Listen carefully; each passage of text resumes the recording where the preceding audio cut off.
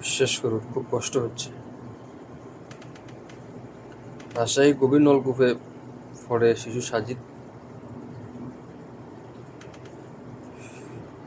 আমাদের মাঝে আর নেই।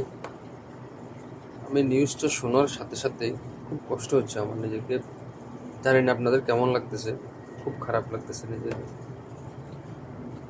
আমার ছোট্ট একটা বাচ্চা আছে, 13 মাস চলতেছে, গুটি গুটি পায়ে হাঁটতে পারে। আমি তার জন্য ভীষণভাবে চিন্তিত।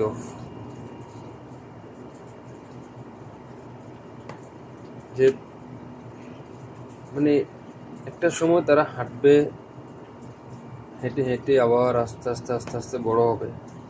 এই জিনিসটা দেখার জন্য কত যে একটা স্বপ্ন পিতামাতার, কল্পনা করা যায় না।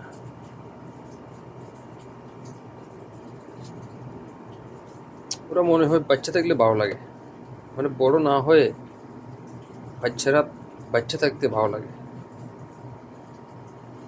ওদেরকে এখানে সুন্দর লাগে, কেন বড় হয় ওরা? খুব কষ্ট হচ্ছে জিনিসটা। অনেক লড়াই করছে, দীর্ঘ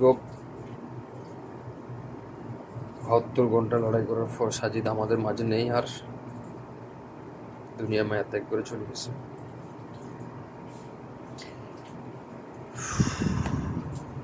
আসলে